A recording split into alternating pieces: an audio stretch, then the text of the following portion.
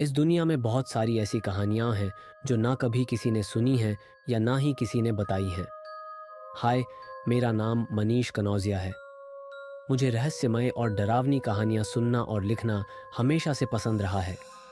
ऐसी कहानियाँ जो दिल में एक अजीब सा खौफ छोड़ जाएं। आज मैं आपको एक ऐसी सच्ची घटना पर आधारित कहानी सुनाने जा रहा हूँ जिसने मेरे और कई लोगों के दिलों में खौफ की गहरी छाप छोड़ी। ये कहानी है मुंबई में थाने की प्रसिद्ध वृंदावन सोसाइटी की, जहां एक छत की टंकी ने एक खौफनाक रहस्य को जन्म दिया। तो आइए इस रहस्यमय यात्रा की शुरुआत करते हैं। रात का समय था। सोसाइटी की बत्तियां बुझ चुकी थीं और केवल गार्ड की टॉर्च की रोशनी और दूर दूर से आ रही कुत्तों के भौंकने की आवाज़ें सुनाई दे रही थीं। सब कुछ सामान्य लग रहा था, लेकिन तभी 12 बजे के करीब छत से एक लड़की के रोने की आवाज़ आने लगी। हाँ हाँ हाँ, कोई है? गार्ड ने डरते डरते छत की तरफ देखा, लेकिन उसे कुछ नजर नहीं आया। उसने सोचा कि शायद ये उसका भ्रम होगा। लेकिन अगले ही दिन सुबह छत पर एक ऐसा नज़ारा देखने को मिला जिसने सबको हिला दिया। पानी की टंकी के पास एक परछाई जैसा निशान था, जैसे कोई वहां खड़ा होकर नीचे झांक रहा हो। पिछले कुछ दिनों से यह घटना लगातार हो रही थी। हर रात ठीक 12 बजे छत से एक लड़की के रोने की आवाज़ें आती थीं। यह आवाज़ इतनी दर्द भरी होती थी कि सुनने वालों के रोंगटे खड़े हो जाते थे। सोसाइटी के लोग डरने लगे थे। क्या यह किसी की आत्मा है या फिर कोई हमें डराने की कोशिश कर रहा है? कई लोग सोसाइटी छोड़ने का विचार करने लगे, लेकिन कुछ जिज्ञासु लोग, जैसे कि 25 वर्षीय आर्यन, इस रहस्य को सुलझाना चाहते थे। आर्यन ने अपने दोस्तों के साथ मिलकर इस आवाज़ का स्रोत ढूंढने का निर्णय लिया। आर्यन और उसके 4 दोस्तों ने तय किया कि वे रात 12 बजे छत पर जाएंगे। सब ने अपने साथ टॉर्च और कैमरे ले लिए। तुम्हें लगता है कि हम सही कर रहे हैं? उसकी दोस्त सिया ने डरते हुए पूछा। अगर हम इस रहस्य को नहीं सुलझाएंगे तो ये डर हमें कभी चैन से जीने नहीं देगा, आर्यन ने दृढ़ता से कहा। रात के 12 बजे जब आवाज़ फिर से सुनाई दी तो वे सभी धीरे धीरे छत की ओर बढ़े। उनकी सांसें तेज हो रही थीं और दिल जोर जोर से धड़क रहा था। छत पर पहुंचते ही उन्होंने देखा कि पानी की टंकी के पास कोई खड़ा था। हल्की चांदनी में एक परछाई सी दिख रही थी। कौन है वहां?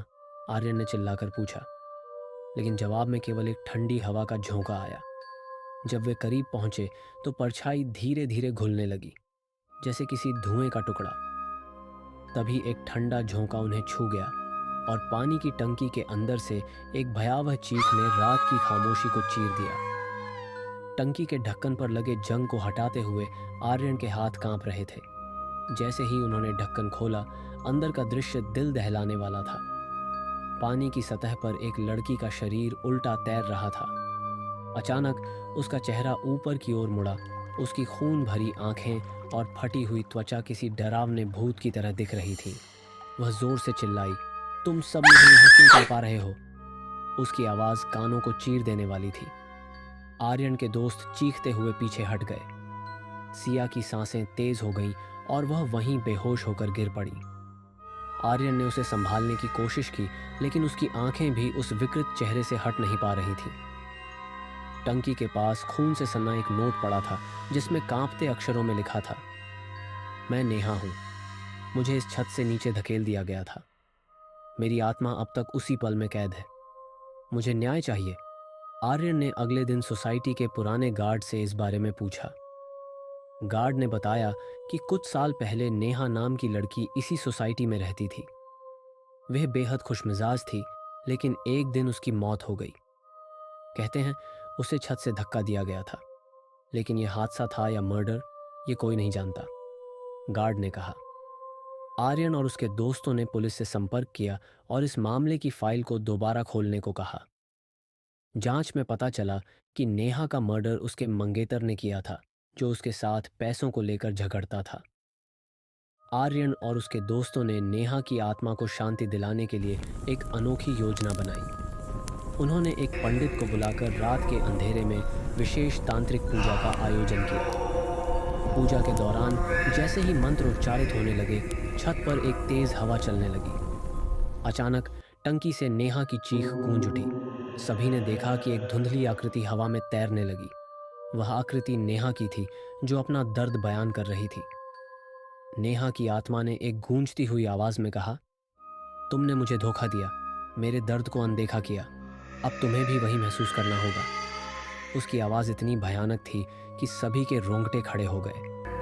पंडित ने मंत्रों को तेज करते हुए कहा, शांति प्राप्त करो और मुक्त हो जाओ। चारों ओर हवा और तेज चलने लगी। अचानक टंकी के पास का पानी उबाल खाकर बाहर गिरने लगा। नेहा की आत्मा हवा में चक्कर काटती हुई चीख पड़ी, मैं यहां से जा रही हूं, लेकिन मेरी चीखें हमेशा इस जगह की दीवारों में गूंजेंगी। और एक आखिरी भयानक चिल्लाहट के साथ वह अदृश्य हो गई। अचानक सब कुछ शांत हो गया। टंकी पर बना खून का निशान गायब हो गया और रोने की आवाजें हमेशा के लिए बंद हो गईं। आर्यन और उसके दोस्तों ने महसूस किया कि उन्होंने नेहा की आत्मा को मुक्त कर दिया था, लेकिन उस रात का दृश्य और नेहा की चीखें हमेशा के लिए उनके दिलों में डर और रहस्य की छाप छोड़ गई। वृंदावन सोसाइटी आज भी शांत है, लेकिन वहां रहने वाले लोग अब भी उस रात के बारे में बात करते हैं। छत की टंकी का रहस्य सुलझ गया था, लेकिन वह डरावनी रात कभी भुलाई नहीं जा सकती।